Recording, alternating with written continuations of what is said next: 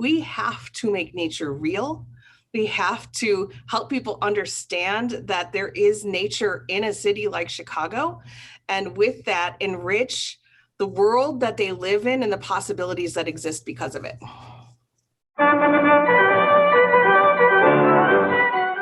Welcome to the Attraction Pros podcast, where we discuss the latest trends and challenges facing the attractions industry today. We chat with some of the top leaders in the field and provide resources that will help develop your career in this great industry. I am Josh Liebman. I am obsessed with the guest experience and helping attractions make that their top priority for success. And I'm Matt Heller. I am passionate about organizational effectiveness, leadership development, and employee engagement. Now sit upright, hold on tight, and get ready for the Attraction Pros podcast. Hey, Josh, how are you? Matt, I am fantastic. How are you? I am fantastic as well. Good to see you. You want me to elaborate on fantastic? I would love that. Well, you, as I can see in your background, are clearly at a Margaritaville property. So that is definitely one of the Jimmy Buffett type slogans of being fantastic. It also ties directly into dolphins. And we're going to talk to Meghan Curran from Shedd Aquarium today, who has Pacific white-sided dolphins, not to be confused with bottlenose dolphins. That's just one little tidbit I know about the dolphins at Shedd Aquarium. Well, I thought this was going to be the Dolphin Pros podcast, and you were going to, regale us with your knowledge about dolphins. Thus concludes my knowledge about dolphins. So I actually have a question for you before we get to this interview. Sure. When you go to a museum or a cultural institution or even a theme park, are you one that likes a prescriptive or directed experience, or would you rather wander? That's a good question. And I don't know if I have a concrete answer to that. It might vary based on the circumstance and the situation. I think if I'm very time constricted, then I think I'm very agenda driven.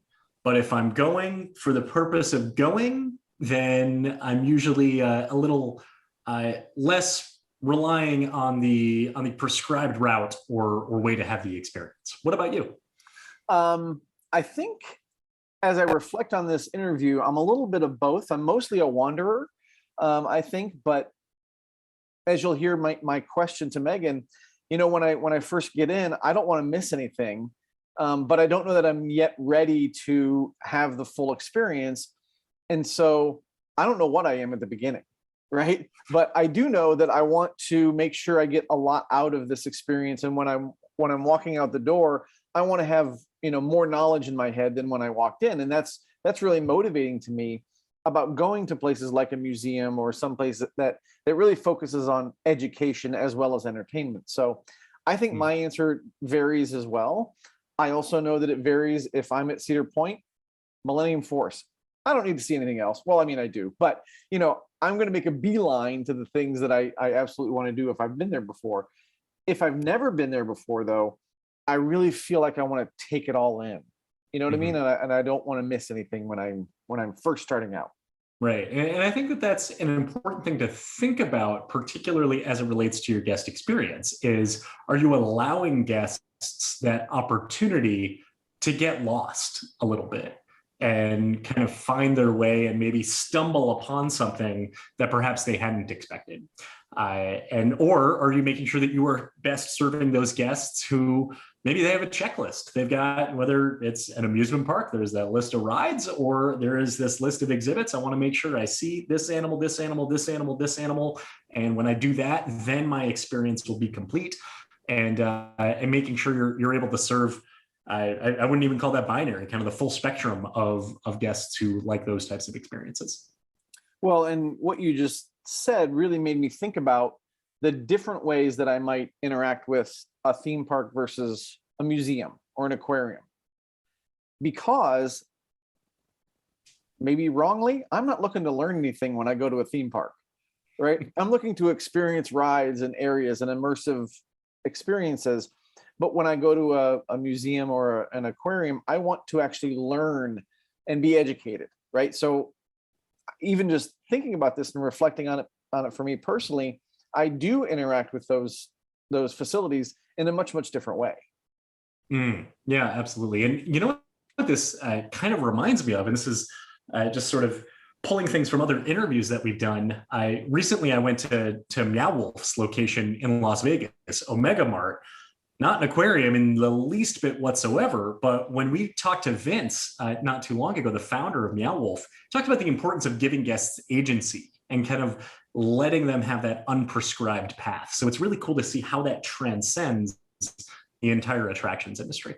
Absolutely. So we get to hear Meghan talk about that as it relates to the aquarium. We also get to hear her talk about some data that they've received and how that has really informed their decisions about what the guest experience could and should be at the aquarium. And it's just fascinating to hear, some of the things that they weren't expecting to get out of that particular exercise.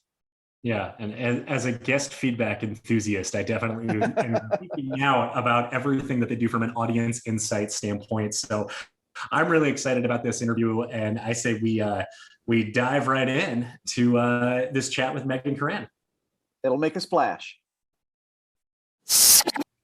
Hey, Meghan, welcome to the Attraction Pros podcast. We're really excited to chat with you today. How are you? I'm great, thanks. Nice to see you both and glad to be here today. Yeah, nice to see you as well. So to get this kicked off here, can you give us just a quick intro and a little background on your career? Sure. I have been here at Shedd for over 20 years and in an array of kind of growing roles in that brand and customer experience space. I came to Shedd from an advertising agency called Chicago Creative Partnership, where I really gravitated toward understanding customers, understanding what they're interested in, wanting to learn kind of what makes their decision-making tick and what is their experience with product. And I always gravitated toward the nonprofit side, and Shedd became my client. And so I jumped from the agency side of working with Shedd Aquarium to the client side after about 5 years at the agency, and throughout my career have built my kind of my work around making sure that the voice of the guest is considered, that we watch kind of what we're learning and how they're behaving and how they're interacting to continue to better serve, to better attract, and to continue to build on success. And so I've always valued the fact that Shedd Aquarium has valued and protected the resources to make sure that we have audience insight when we make big decisions, and have grown from someone who is a marketer to now someone who oversees our full experiential brand, from the marketing and the guest-facing staff through to our learning programs and experiences, our exhibits, and our brand design. And so a really big suite of all of the ways that we intersect with guests. Gosh, I think it's the luckiest job in the world, and I really love to do it. People are so interesting, and at a place like this, there's just so much opportunity to take what we learn and strive for a better world, for better experiences, for happy people. It's a great opportunity. Meghan, I'm curious, what was it like, that transition from the agency to actually working for Shedd? I'm imagining a lot of different relationships and just even a different approach. So I'm wondering if you can kind of walk us through that a little bit. Sure. The biggest change from moving from an agency side to the client side, to the Shedd side, the biggest reason why I wanted to do that is when you're in an agency, you're constantly in that opportunity where you pitch, but you don't always hear all of the decision making and how a decision gets tweaked. And I wanted to be in a decision making seat. I wanted to test and trust my gut. And I wanted more information from across the organization, from the guests, from the other departments, to help inform and make better recommendations. And so I saw it as a natural progression. I had learned what I could from the client side and could have expanded to other types of clients, other types of businesses, but I was so interested in what was happening at Shedd Aquarium in that type of business that I wanted to deep dive and learn more about what happens in an experiential brand, and how all of those things tick and tie together. That's so interesting, and really intrigued by what you mentioned a few minutes ago of making sure that the voice of the guest is considered. And I think that the kind of the overarching question that I have there is really about the intersection between marketing and guest experience. Because I feel like in majority of organizations, those would be very separate functions who would hopefully talk to each other to make sure that the decisions kind of serve the whole organization, but kind of being wrapped up into one title, into one role. How does that impact the decisions perhaps that you're looking for with audience insights and really kind of looking at that intersection and balance between marketing and guest experience? Yeah, it's so interesting to me because I see marketing and guest experience as completely interdependent. We talk at the aquarium, we have animals and we talk about symbiotic relationships, that there are clownfish who protect themselves within anemones that would often, be dangerous to other animals, but protect the anemones, and they need each other because they each are mutually beneficial. Marketing and guest experience to me is the same. A huge portion of the way people come to a destination is through word of mouth, and they're not going to come back if they don't have a great experience. And you also need marketing to be driving the right people in so that you've got a really good understanding, a good message out there that matches the experience. I've seen times where the brand communication is out of sync with the actual experience, and you start to experience dissonance and dissatisfaction. So in my mind, they are completely mutually dependent on each other, and having them in the same realm gives an opportunity for that dialogue of, we're hearing complaints about this. Can we start thinking about how we adapt the way we handle pre-visit communication or marketing? We're overpromising here. We need to really be thinking about our message. And I think having them in the same division, which they have been for much of my time here at the aquarium, has really helped create that opportunity for two-way communication. What we're hearing on social media helps improve the guest experience. What we're hearing from guests is improving the way we communicate with them before they arrive. And all of those things working really well together helps make sure that they're talking to their friends and family and encouraging them to come, which drives our word of mouth and helps us continue to be successful. Yeah. Well, and you mentioned that if people aren't having a great time or don't have a great experience, they're not going to come back, right? So what are those things that you do to help encourage people to keep coming back, right? I'm sure that there's different programs and not just static exhibits and all those things that would keep people coming back. But what are some of the other things that really entice people to keep visiting? Sure. I have a couple things that I'd love to say there. First of all, I think nothing does better than exceptional experience. And so making sure that we're constantly doing a really, really good job of taking care of people. And if we ever are not delivering, that we're able to have the mechanisms in place to follow up with them and make it right. That's baseline. That's kind of the foundation you have to build on. One of the things that I'm really excited about is we're currently beginning to talk publicly about our centennial commitment. And our centennial commitment is a mix of programmatic as well as full infrastructure exhibit changes here at the aquarium, and is really driven to modernize animal care and welfare as well as the guest experience here at Shedd. And we are working really hard to make sure that we make our experience more participatory. We give people more things to do. We make sure that they have more opportunity to interact with a staff member. We know that those things make them more satisfied.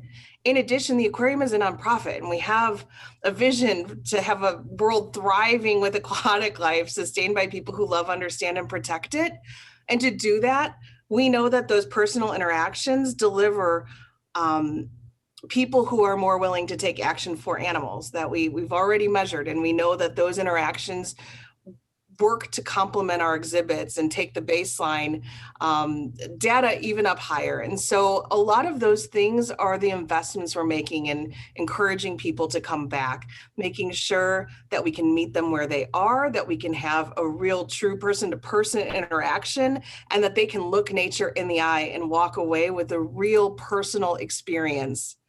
I would also add that we're going to continue to create interconnectivity between visits by making sure that there's ways digitally and in nature for them to continue to interact with the aquarium, so that people come generally every 2 years, but there's other ways via social media, via other digital interactions, or in nature experiences that you could stay connected and hopefully move further along the line toward taking action for animals. What's the importance of the personal connection, kind of the human interaction element of the guest experience? Guests are coming to see the animals, are coming to see the dolphins, the belugas. What element of, I'd say, that human interaction really helps to amplify that experience? So when you look at guest satisfaction, you look at people wanting to do more in their own lives towards conservation and all that. How does the I would say face-to-face employee to guest interaction help to fuel that? Sure. We absolutely will have stunning vistas where you can sit and commune with nature and be eye to eye with magnificent animals, whether it be in a beautiful Caribbean Reef tunnel or in expanded habitats throughout the gallery system. And that in and of itself is absolutely the more immersive and complex habitats drive a lot of intrigue, understanding, really good learning objectives, all of those pieces. There are a lot of things that you can't understand necessarily at face value. People won't protect what they don't understand or what they don't connect to. And sometimes, for instance, there's an archer fish that has the most amazing behavior. The archer fish, I don't know, Josh, if you've ever seen this when you're at the aquarium, but there's a new interactive down in Wild Reef, and we've done demonstrations where to feed, it spits basically a projectile up to a leaf, knocks an insect off the leaf, and swims forward and catches it. And that is its feeding behavior. You can't see that all day, every day. But our facilitated engagements can help you see that. We can use interactives to do that. And animals have the most amazing adaptations and ways of being and ways of thriving in all kinds of different climates and environments. And so the layer of the facilitated experiences might be to understand the salinity of water in different oceans, because it's much saltier in some oceans than others. It might be to look in a microscope and understand a microbiome of what are all the other things that are in the water in Lake Michigan or in the river. And if we build islands to oxygenate the south branch of the river, how does that change over time? And what does a healthy ecosystem look like compared to one that doesn't have enough oxygen in its water? And all of those things are things that we can do to help people understand more holistically, especially in an urban center like Chicago, what nature is, what makes it up, what's fascinating about it, and how we might all together do really small things that seem disconnected that will make a difference in a world that we depend on, whether we know it or not. Yeah, Megan, you said two things that I feel like they connected a minute ago. You said to look nature in the eye, right? And then also taking action for the animals. And I think they do go hand in hand, at least in my mind, because the more you get exposed to, what a beluga whale does, or, what that looks like, and getting to know the feeding habits of the specific fish and things like that, that's when you start to feel like, oh, there's maybe something I can do once I've seen that. So what are the specific things that Shedd does to help people look the animals in the eye, right? Look nature in the eye, over and above, since I haven't been there, Josh is much more lucky than I have to be there. But what are those specific things that you do to really pull people in and let them look nature in the eye? Sure.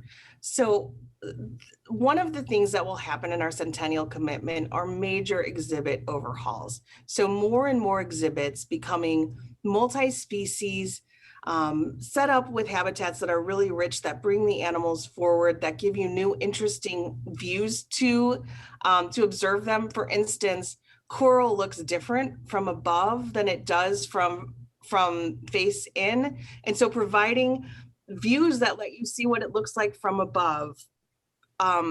We've talked about an octopus habitat where you might have some interesting views, as well as an interactive where you might feel what it feels like to touch an octopus sucker.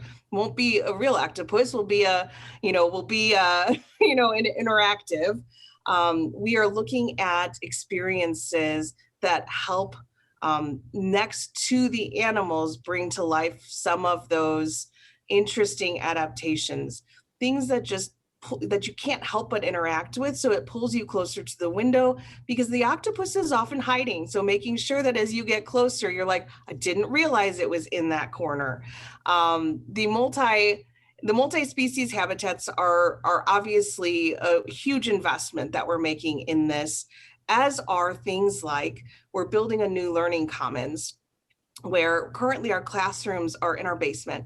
And our new learning commons is going to be up adjacent to all of our exhibit galleries.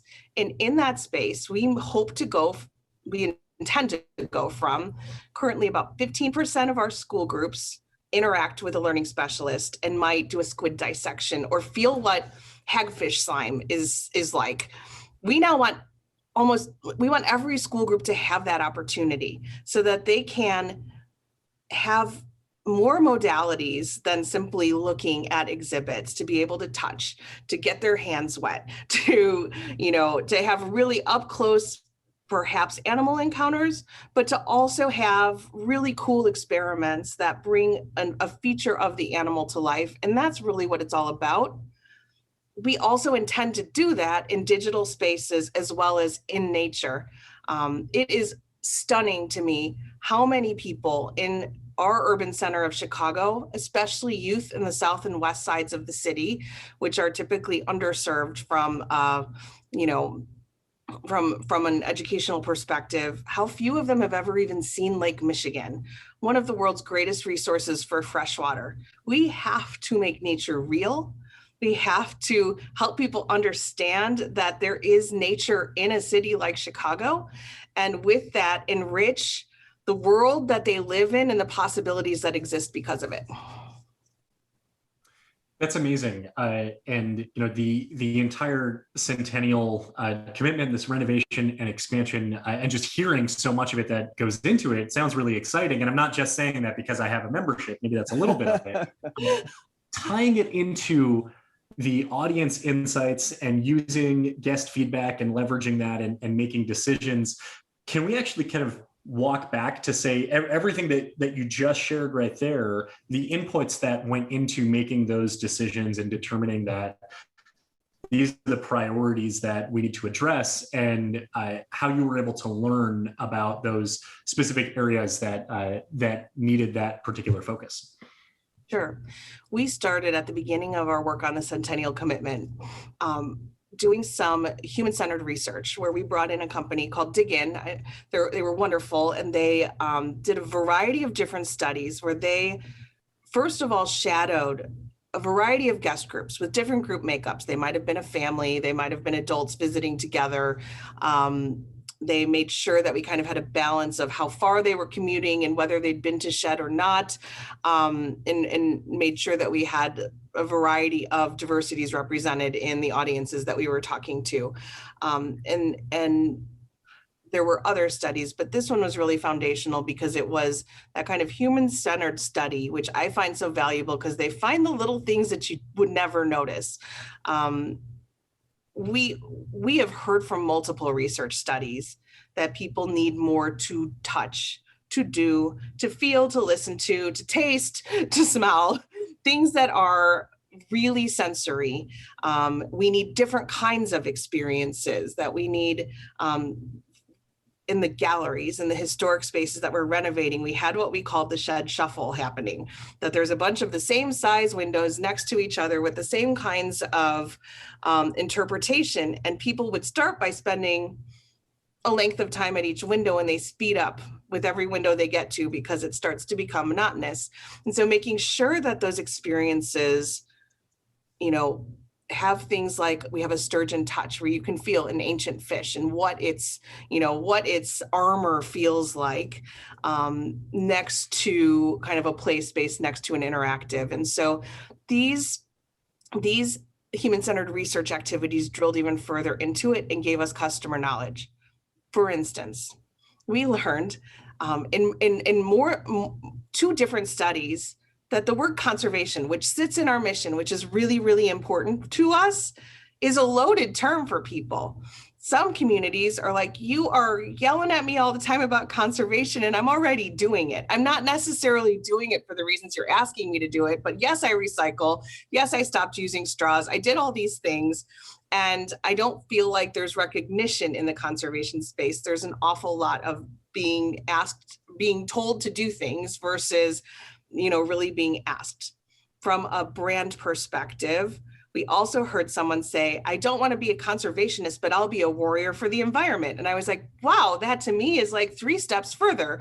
So the language matters. And so having these human-centered researchers help you get the customer's way of talking about things to understand that acting for animals versus doing conservation might be a more inviting phrase, that a brand that wants to change the world side by side with people needs to be willing to stand side by side with people and solve together instead of having all the answers. That was one of the biggest takeaways that we had from that is Shedd needs to be able to maintain its expertise, the science, everything that comes with that, but also needs to have a voice that's about solving problems with its community instead of for its community. And so those were some of the really foundational findings. And, there's decks of information. And do people prefer to wander?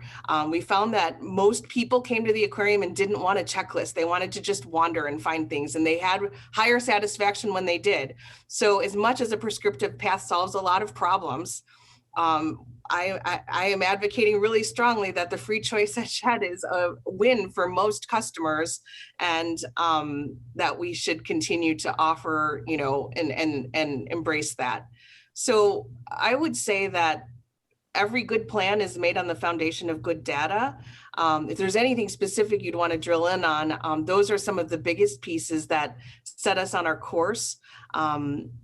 And really led us towards experiences that had more of those tactile, participatory, often facilitated experiences. And that helped to shift from, I think one of the last thing I'd say is one of the biggest shifts that we talked about with this plan was Shedd has long had a history of wanting to be, as we used to call it, the friendliest place in town. We want to be welcoming and a joyous place to go.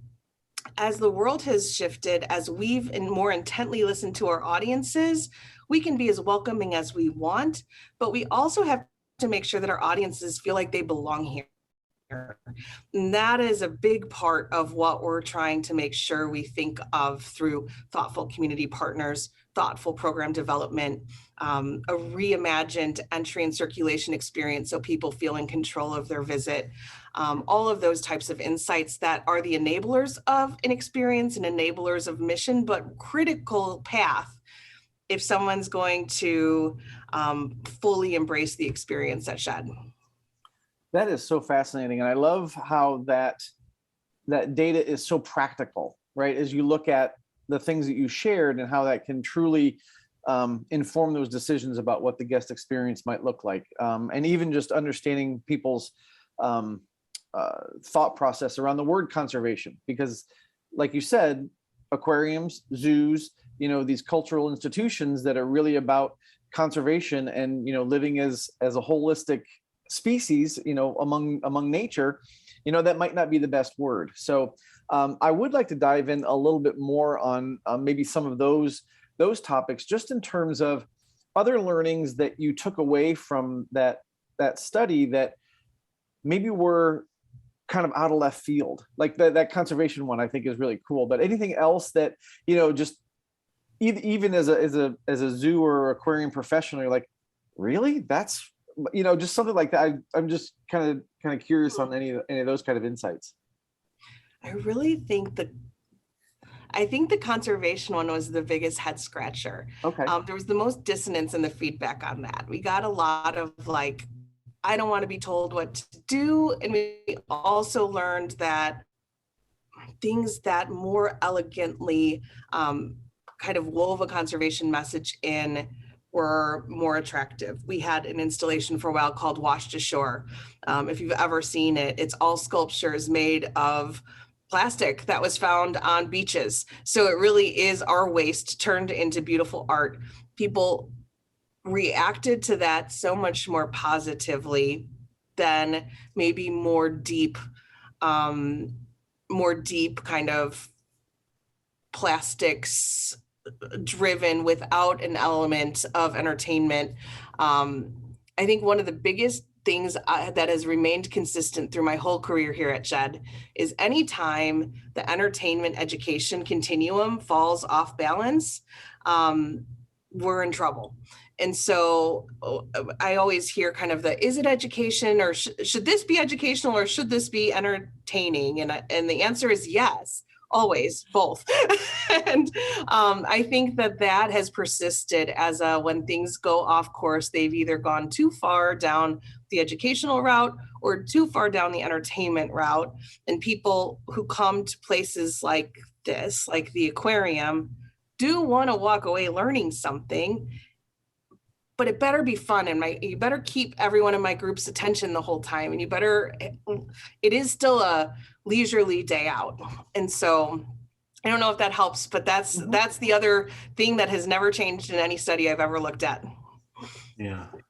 No, that's really interesting. And the Washed Ashore exhibit, I remember that. And I think kind of talking about that as the continuum, or kind of the equilibrium point of education and entertainment. I remember it was beautiful and kind of sobering at the same time, of just, it's amazing that this exists because it's amazing art, but it doesn't exist for the right reasons, because it was trash found in the ocean and all that. Right. It was put to use in a way that that can send the message without it being overly in your face. It is still, it's an exhibit you're coming to enjoy, and that's kind of the built-in takeaway with it. One of the things I'm curious about too is you mentioned a few minutes ago, you can be as welcoming as you want, but you also want to make sure that people feel like they belong here. And you tie that into like circulation of the building and kind of the entryway. And can you talk about how those physical or even structural or infrastructure elements lead to a guest feeling that they belong or feeling that they don't belong? Yeah, and I will definitely admit that the circulation is one small part of our thinking on belonging, and there's a lot of thinking on the diversity, equity, inclusion space that I'll probably touch on and as I talk about this. But first, when you think about like a hierarchy of how someone experiences a place, one of the things I always kind of remind my team to think about is no one ever, especially when you've got family in tow or other visitors in tow, no one ever wants to feel flat-footed. They don't want to feel like they got gypped. They don't want to feel like they did something wrong and have been foolish. They want things to be what they look like they should be. For instance, at Shedd, we have an accessible entrance right now that you can only use because it's such a small, pragmatic, accessible entrance that was cut out of the side of the building in the 80s. We're using it more and more now since COVID because we're tightening up kind of where everyone goes in. But we, at certain times of year, post staff to tell people, this is for people with accessible needs. If you would like the main entrance, it's this way. And so we're dissuading people from going into the first entrance they arrive to, which most people want to go in. I've long believed that organizations need to make things intuitive so that people feel in control of their visit. They shouldn't have to go find a staff to ask simple things. They shouldn't have to post people to encourage people to do something other than what is completely obvious that you should be doing, which is the first entrance you come to, of course, you're going to walk in. And so a lot of what we're doing with this whole experience is trying to make sure that people feel more in control. The new entrance, as an example, is a space that is at an accessible level, and you walk in and you can see the route up to the historic aquarium building, down the hall to the oceanarium, or halfway down the hall to the elevator to our wild reef. Those are the oceanarium and Wild Reef are the two additions to the aquarium, which are totally separate buildings and require different kinds of navigation and are hard to find right now. it sounds very simple, but when you walk in, you will know your 3 main building options that you need to see before you leave. It is not simple now. And it sounds like such a small thing, but it will take away a lot of the angst and a lot of the need for people to tell you things that should be obvious, so that those people instead could be meeting you in front of a habitat and talking to you about making sure you don't miss that there's really amazing cuttlefish right around this corner that most people miss, or that there's a flashlight fish experience down in our wild reef exhibit. And so really making sure that people know what to do is just a simple, I don't know how you feel, but when I go in somewhere and the first 3 things go totally wrong, I've already in my head moved to the place of, today is not my day. I'm not going to win. This is going to be a bad day. And so we want to make sure that they don't get there. From the TEAI perspective, we also are working really closely with communities across the city, especially in the south and west side, to think about, first of all, how Shedd can be in nature spaces that are currently in industrial corridors that break down barriers to those nature spaces too, and maybe encourage communities who haven't used them to learn how to use those spaces, to see the river as a place for recreating instead of a place that is simply the waterway between all of the different factories and parking lots. Really making sure that we create a sense of belonging in nature spaces is going to be really important for us, and doing it alongside community groups that already have strong trust is our most critical path. Those community groups will also be able to use and invited to use our learning commons as a gathering space, as a place for them to program and perhaps exhibit. It'll be a kind of launch pad for both experiences on site at the aquarium and out in community. And so we're really working hard from staff levels, from community levels across the board to make sure that we are doing all of the different things that we can do to build stronger relationships so that a sense of belonging is more reachable. Megan, a lot of the ways that you were talking about the guest experience and moving through the facility got me thinking about a couple of recent experiences I had. And maybe I want to ask this from a consumer point of view, right? So I'm thinking about this one museum I just went to in Tucson, Arizona. And I remember going in, and immediately I wanted to be learning something, right? Like I didn't want to waste a moment of time, but I also knew that there was this kind of, I needed to get acclimated to the space. I needed to, and I'm definitely a wanderer, like you talked about, right? I wander around and I want to interact with people. I want to hear things. I'm not great at remembering things that I read, like on the plaques and things like that. But I get this sense, and maybe I'm just wondering if I'm alone, that when I get in there, like it's, I don't want to waste my time, like you talked about. I know at the end of the day, I'm going to have a great experience and I'm going to learn a couple of things. But it's when I first get in there and I may be walking past something that, oh, there's something over there, but I don't want to miss that. And, there's just that, how do I get the most out of that experience? I don't know if there's a question in there, but, but just from a consumer standpoint, I want to make the most out of that experience. But at the same time, I don't know that I'm ready yet when I first get there. Does that make sense? It does make sense. Okay. Interesting, because we've got a whole phased kind of customer journey thing that we've worked on from time to time. And so 2 things. First of all, I didn't say this earlier, but when you talked about wanting to start right away when you arrive, we are going to be also creating pathways into our gardens on campus. So even before you walk in the building, you can have an animal encounter. You can go into some nature playscape that is a place where you can walk right into a native garden and learn a little bit more about what is native to our area and perhaps have some interactive engagements. So there'll be a space to experience outside our building, whether you have tickets or not, that we think will be that appetizer for those who want to have an experience right away. And then most of our guests now have their tickets in hand. More than 80% do. So that arrival should be swift and fast. So they should like go right through that chute and be able to get to a place where they can unpack and think about what they'd like to do. And we've never had a decompression space at the aquarium.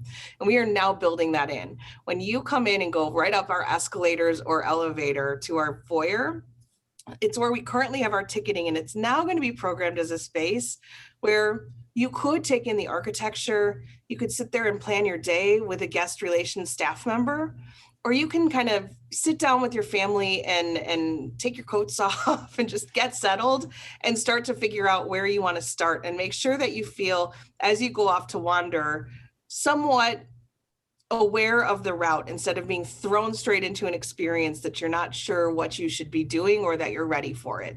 So I think that decompression / planning time is often undervalued and is really important to that orientation and feeling like you know what you're about to do. That's really interesting. To hear Matt's perspective as a consumer, and then tying it in, Megan, of how that is now being woven into it. You did mention the architecture in the lobby, and I think we could touch on this for a minute too. The centennial commitment emphasizes Shedd's historical significance, and almost I see it as kind of an anchor in the city of Chicago.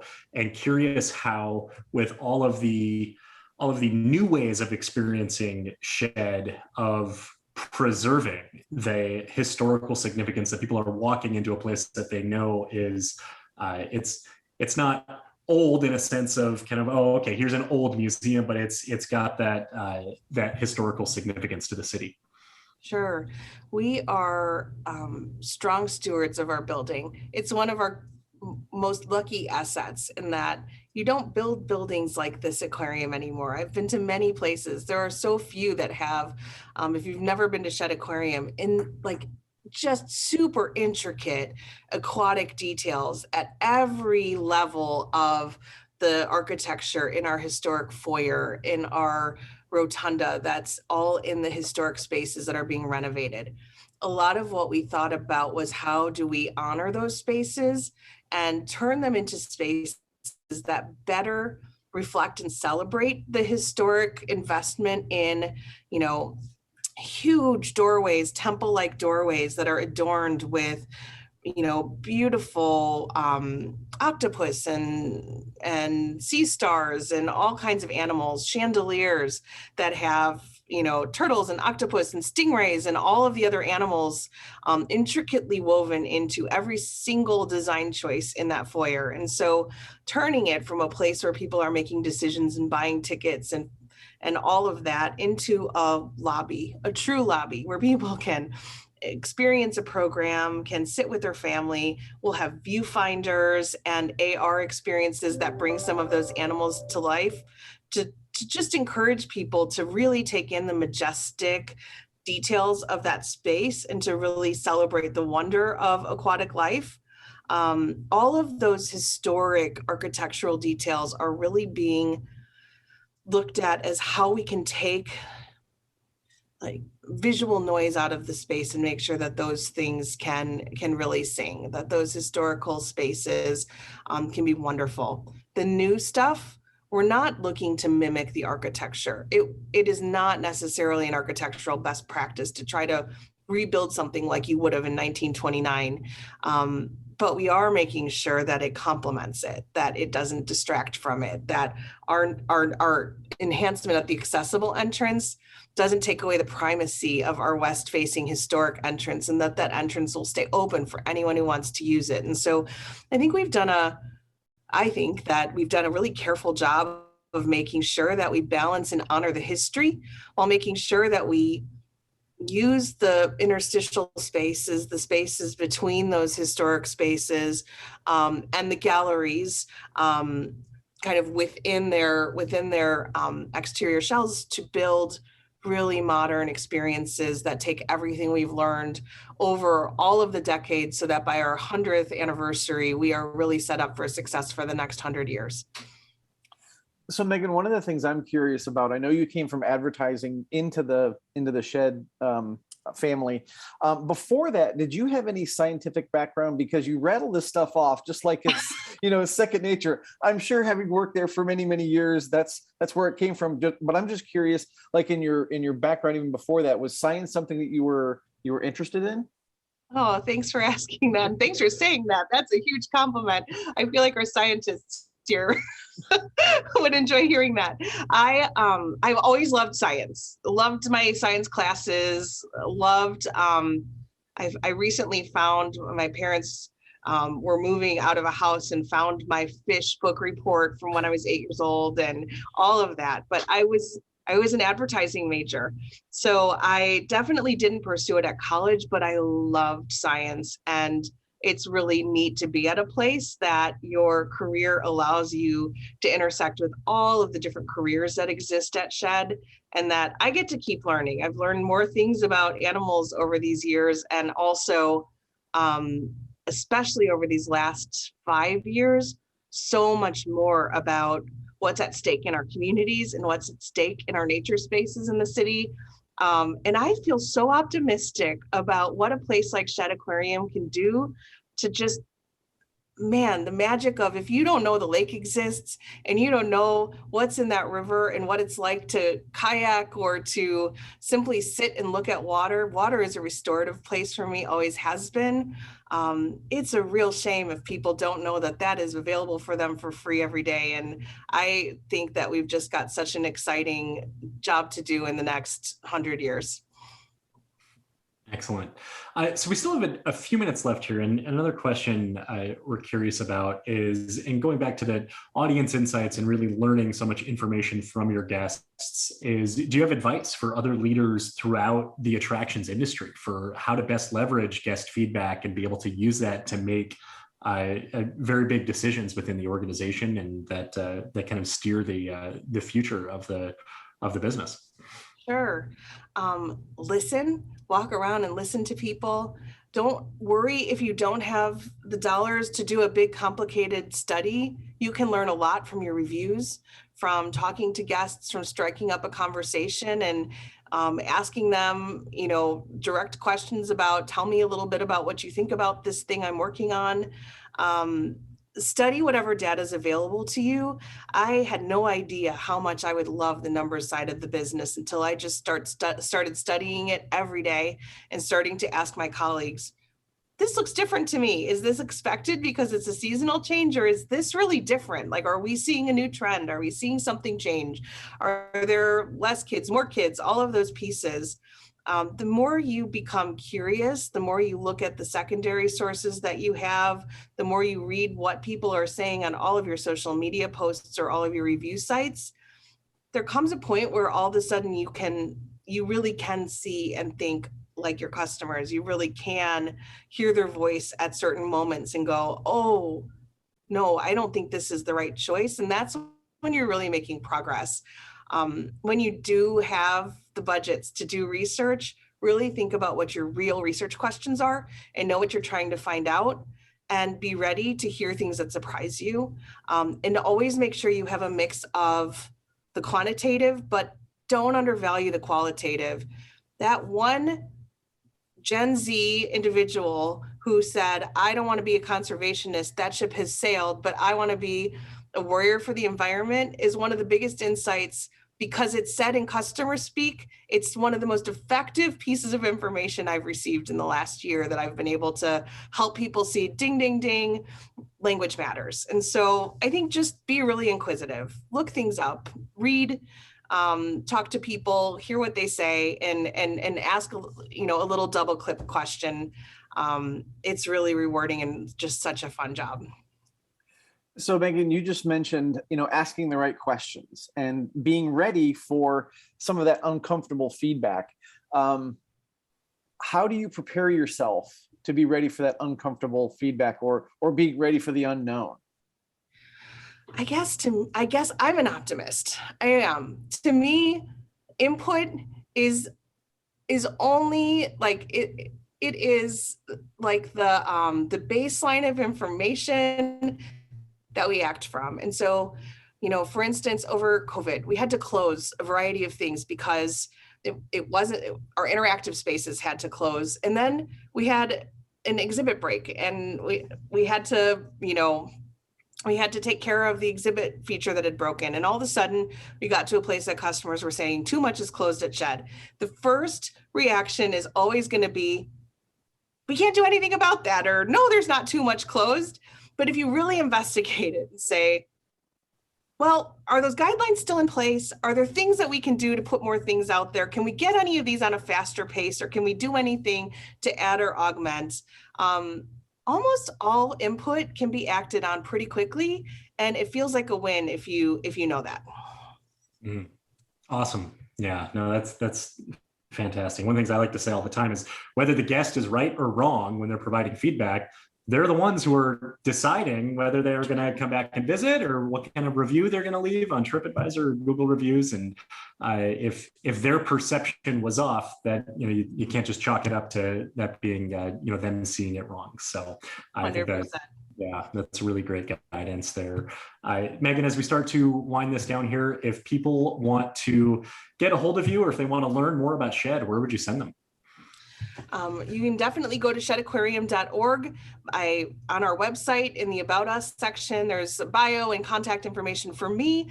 There also is a section on our Centennial Commitment, so you can drill into that and learn a little more about all that's happening, all of the exciting things coming, as well as a few renderings of the new experiences.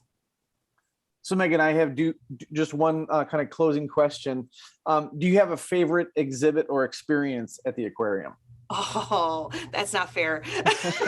Every day I have different ones. I absolutely love the weedy sea dragons. I love leafies as well. We don't have them on exhibit right now. I also think that from a place of peace that I love to go to is Wild Reef. Wild Reef is an immersive, beautiful Philippine coral reef experience that is completely kind of floor to ceiling windows everywhere. It is quiet and immersive, and one of the places I think that you most naturally commune with animals. It feels like diving, but you're walking, and that's really spectacular. And there is something special about penguins and beluga whales and sea lions. And so I can't pick one, but those are all different animals I go to see for different reasons. Excellent. Yeah, I'll add to that too, that the underwater viewing in the dolphin habitat and the belugas is absolutely, it's the first place I always go. We try to get there at opening, so no one else is there. I shouldn't have said that. Perfect time to go. Yeah, exactly. Not too many people are there at that point. You're safe. It's just calm. It's very tranquil and relaxing. So can't wait till I get back to the aquarium. But in the meantime, Megan, thank you so much for joining us today. This was phenomenal to be able to speak with you here. And for everyone out there watching and listening, just remember, we are all attraction pros. Thanks for listening to the Attraction Pros podcast. Make sure to subscribe so you can tune in when new episodes release. And even better, please leave us a review on iTunes. For more information, visit attractionpros.com.